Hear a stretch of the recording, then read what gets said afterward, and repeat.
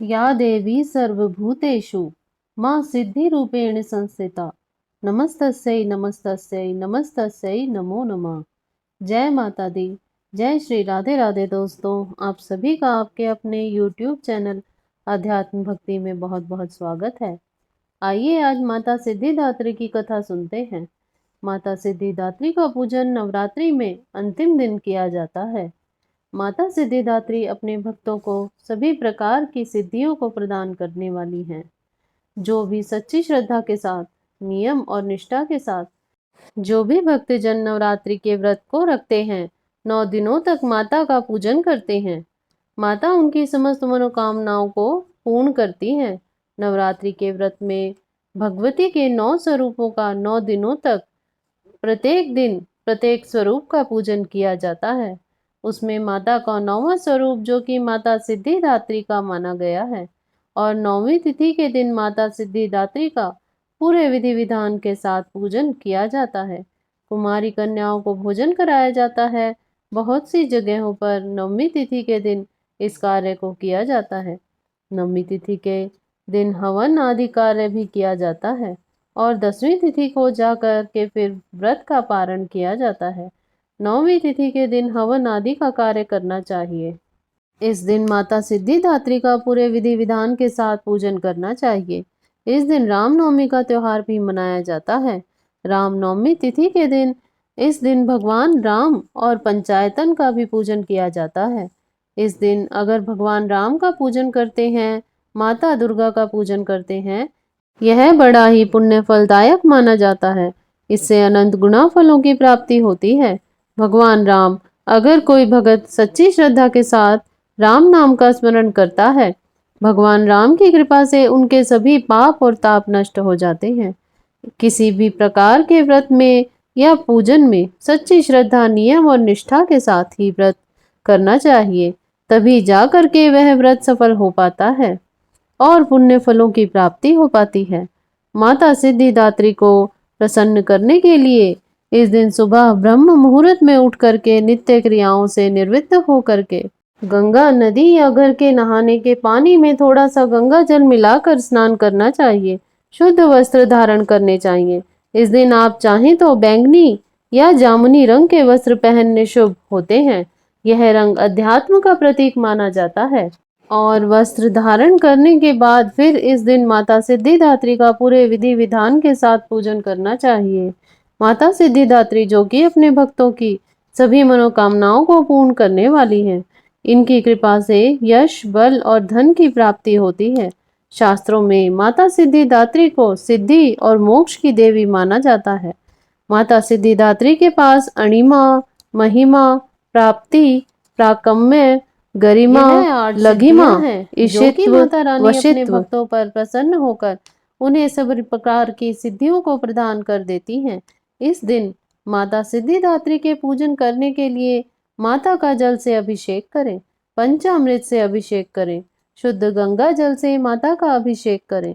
उसके बाद माता को वस्त्र अर्पित करें, समस्त श्रृंगार की वस्तुएं, आभूषण आदि अर्पित करें।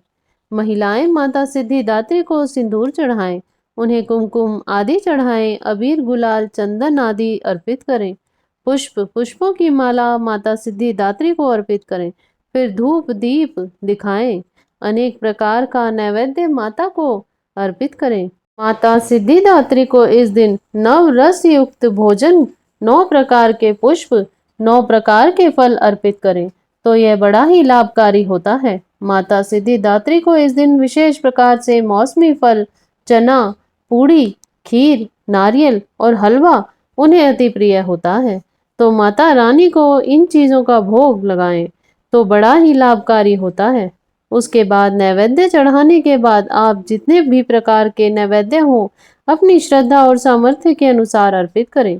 अनेक प्रकार के ऋतु फल अर्पित करें। नैवेद्य के बाद फिर माता के जल से आचमनी कराएं। उसके बाद द्रव्य दक्षिणा चढ़ाएं।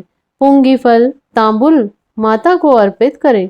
पुंगी फल यानी कि सुपारी को पुंगी फल कहा जाता है, और तांबुल यानी कि पान पत्र, लौंग, इलायची के साथ माता को अर्पित करें। उसके बाद फिर दुर्गा सप्तशती, दुर्गा चालीसा, सिद्धि कुंजिका स्त्रोत, कवच, अर्गला, कीलकम आदि का पाठ या श्रवण करें।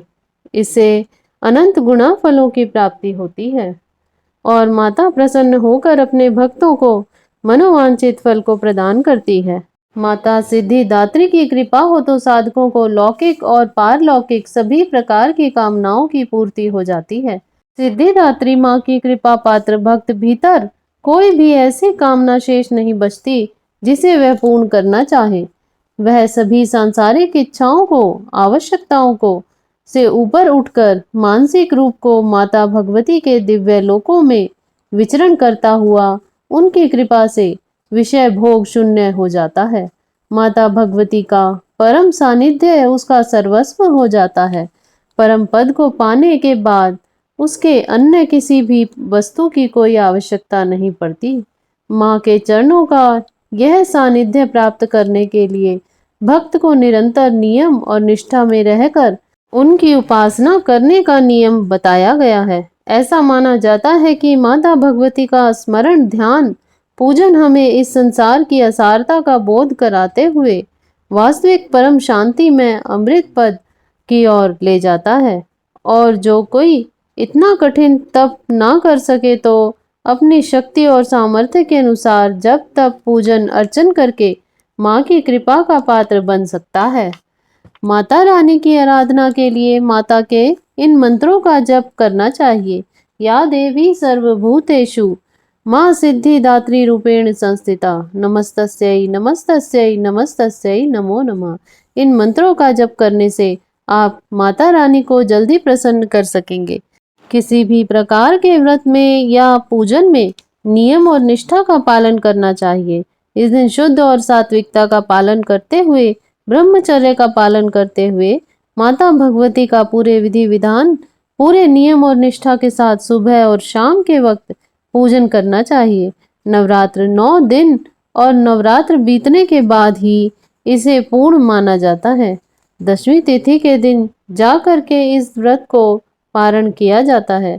नवरात्रि के दौरान पूरे ब्रह्मचर्य का पालन करते हुए 9 दिनों तक तामसिक वस्तुओं का बिल्कुल भी प्रयोग नहीं करना चाहिए और 9वीं तिथि के दिन विशेष प्रकार से माता का पूजन करना चाहिए।